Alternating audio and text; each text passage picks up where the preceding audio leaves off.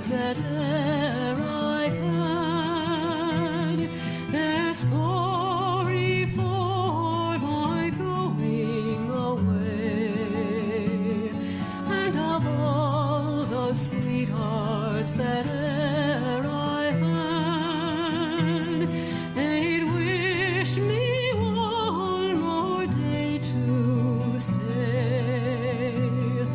But since it falls into my lot that I should rise and you should not, oh, gently rise and softly call, good night and God be with you all. So fill to me the parting glass, good night and God be with you all.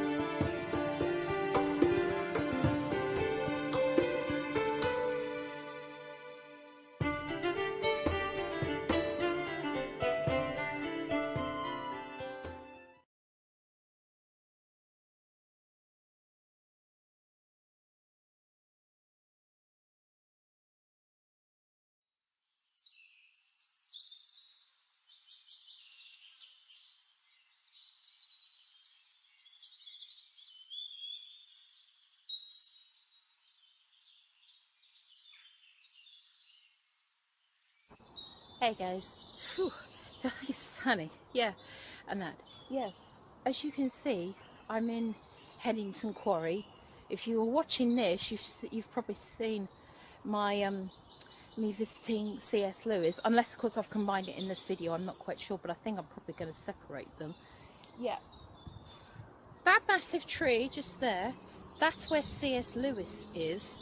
So literally, if you come back to the back of the cemetery, the reason why I'm up here is because a very dear friend of C.S. Lewis, Mrs.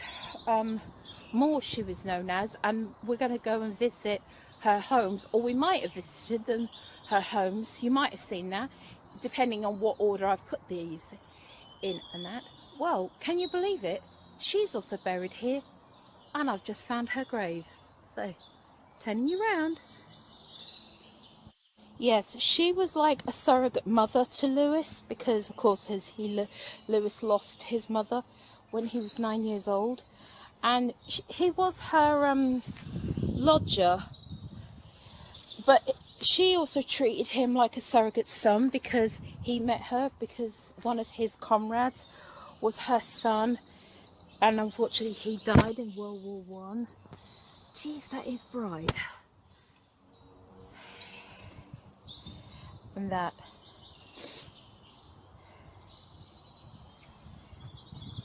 There you go, guys.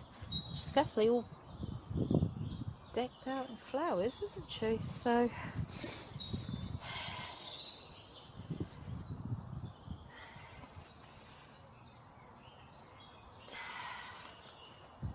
yeah.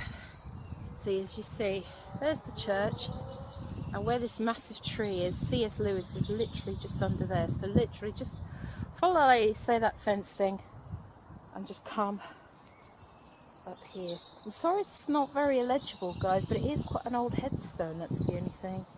So yeah, I'll put some more info and background in with this, but there you go, guys. Sorry I can't linger, it's just time is starting to run away with me, and I've got other things to do. So take care, everyone.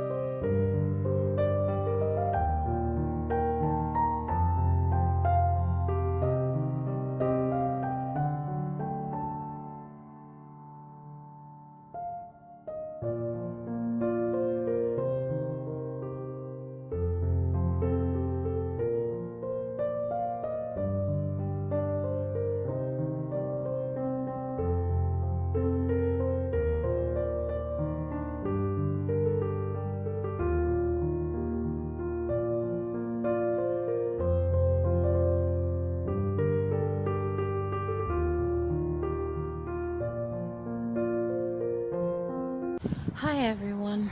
Well, as you saw from that extensive walk that I took you on, and that, excuse the hair, it's a bit windy today.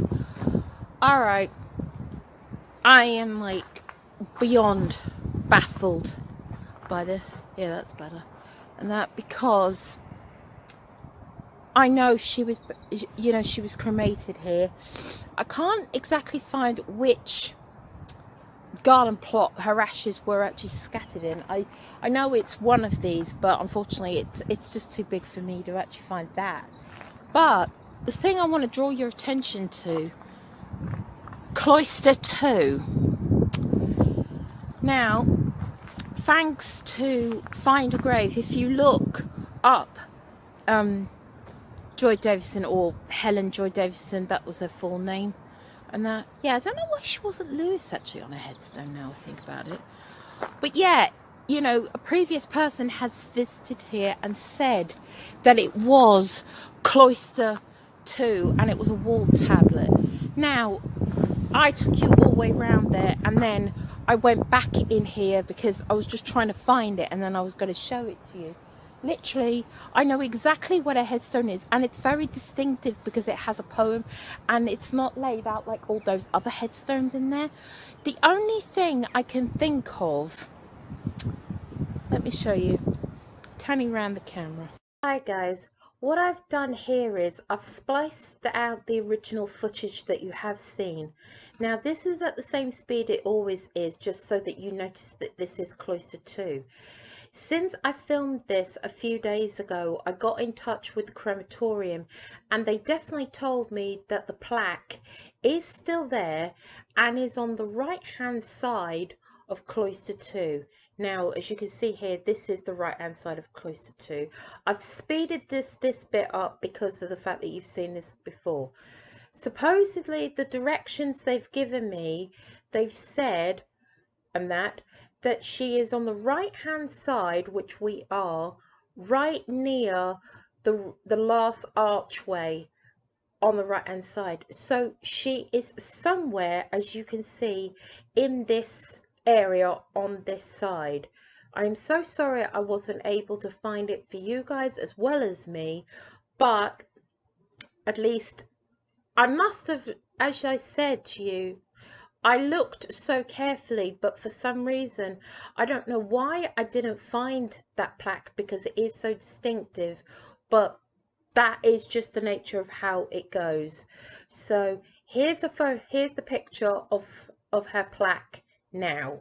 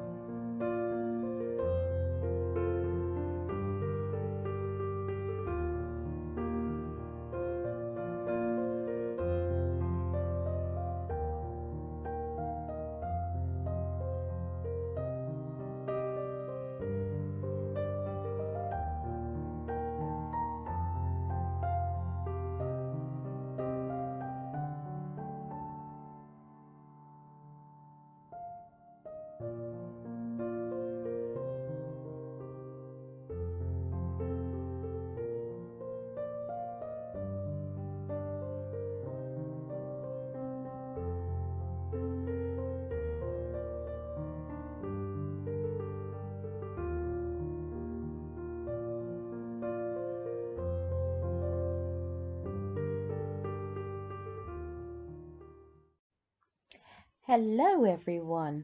Yes, I will warn you in advance.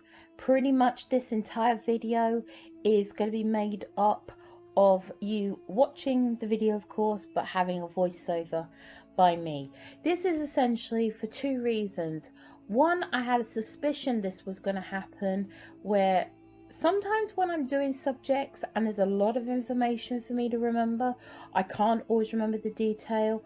But I had a suspicion that it was going to be windy in Oxford that day, and guess what? It so was windy, so I wasn't going to even try and talk while I was walking along here. Yeah, as you saw from the title, I'm highlighting 3 homes that C.S. Lewis had in Headington, where he was a lodger for Mrs. Moore. Now, I have a bit of an article that I read that gave me this information, but I don't want to read it word for word because I feel like that's copyright and all of that lot. But essentially,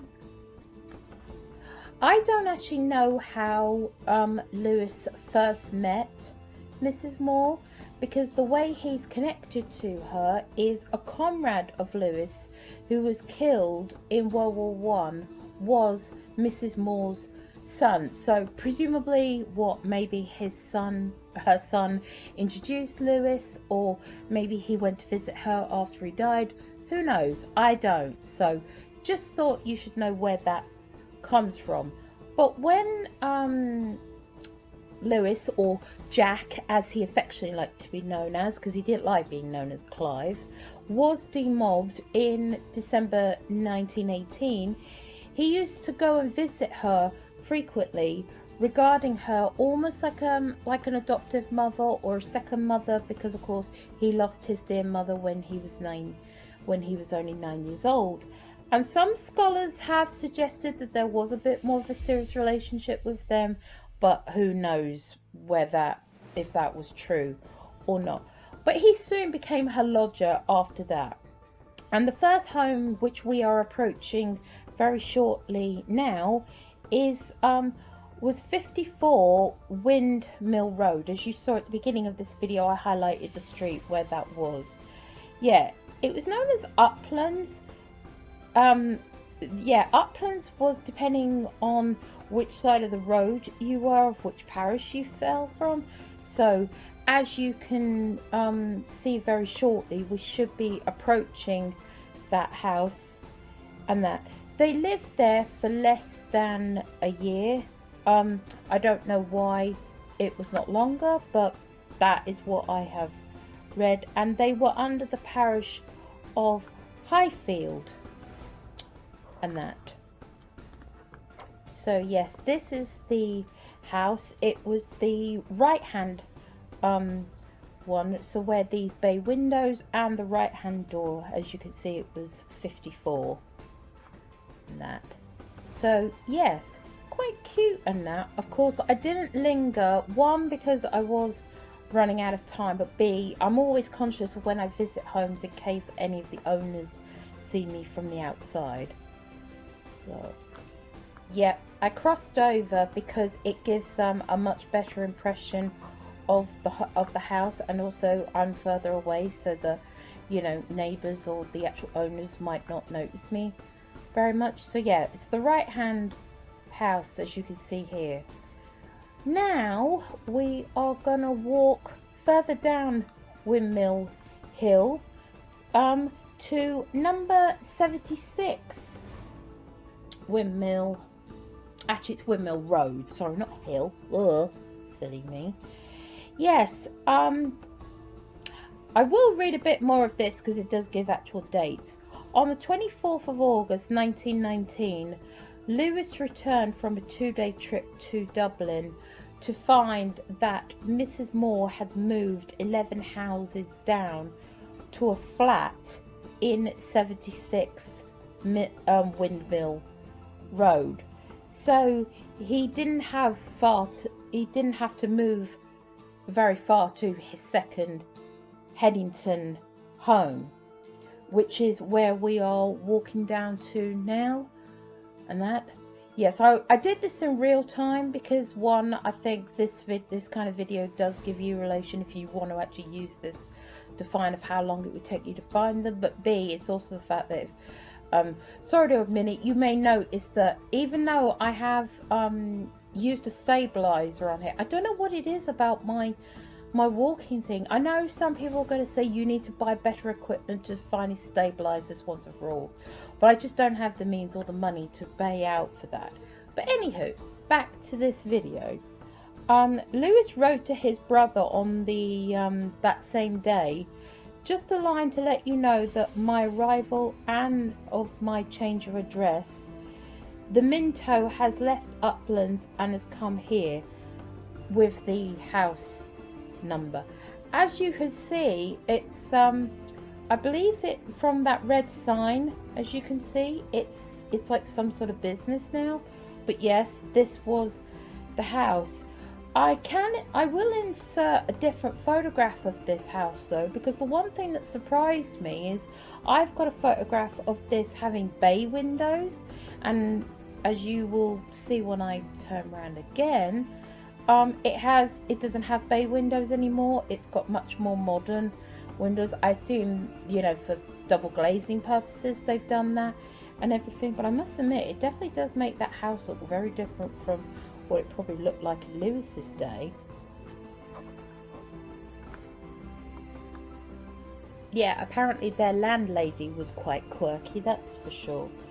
So now coming up, you can see I'm back on Headington Shops. What I've done is I've walked up Windmill Road and I've made a right, and I'm now heading towards the next street, which was where their last home, well, not their last home, but their last home in this immediate vicinity. And that, so you could just see I'm just walking along here and that. Sorry if I'm babbling, guys, I'm just waiting to get to the right point. Yes, as you can see, I'm turning into this street, yeah, which is Hollyoak. Yes, their third home was I hope I'm pronouncing it right, as Hillsborough Home. It's now 14 Hollyoak Road. Yes. On the 28th of July 1922, Lewis moved into a third home with Mrs. Moore and her daughter into this house that we're coming up with, the west side of which was the All Saints parish. They remained there until they bought, of course, the legendary Kilmes home. I don't know, depending on who's watching this, how much you know about Lewis's life or not. But yes, the Kilmes was actually not actually completely owned by Lewis. It was partly bought with Mrs. Moore's help, and he had a right to live there for the rest of his life. But yes, that before they moved there, they moved here, and as you can see, it is written still on those windows even today, even though the house name has kind of changed. And that they remained at this home until they moved to the Kilmes in 1930. So they moved here, so they lived in this house for 8 years pretty much, and that. But Mrs. Moore was subletting her very first home, which unfortunately I didn't get to go to because that was too far in distance to where I am and all of that lot. So yes, so I hope this has been enlightening. Thank you very much, guys. Hope you enjoyed.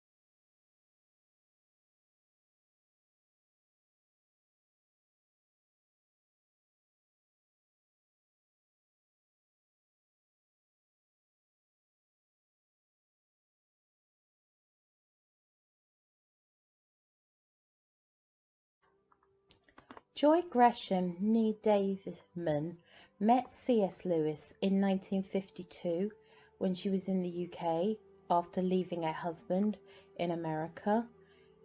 Lewis helped Joy to get the rental in 10 Old High Street for herself and her 2 boys. She moved in August 1953. Joy's son Douglas, who was 8 when they moved in, and he said it was a nice place to live because there were so many great people that came to visit them. Lewis, his brother Warren, or Warnie as he was known as, J.R.R. Tolkien, and many more, I believe. Joy divorced in August 1954 and married Lewis in Oxford in April 1956 so that she could stay in the UK and continue to live at this very address. Until 1957, Joy was admitted to hospital with a broken leg and found it was cancer.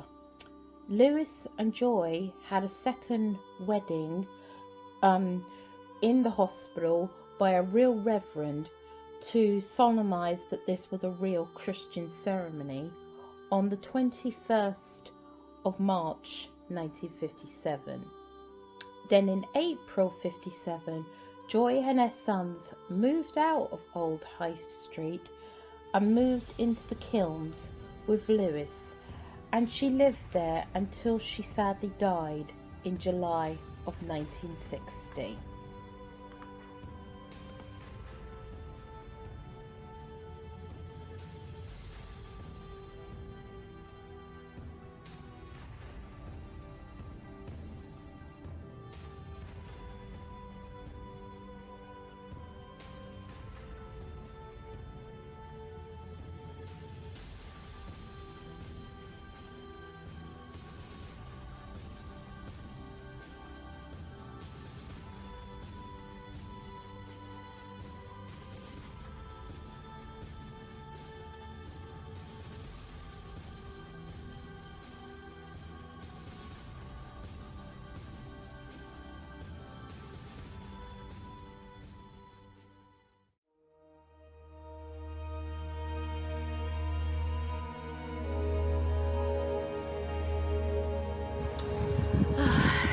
Hey guys, yep, well that's my last stop. I don't know if you can tell or not. Excuse for the wind, I'm sorry, but I thought you might want to see me a bit today. But yeah, that's my final stop.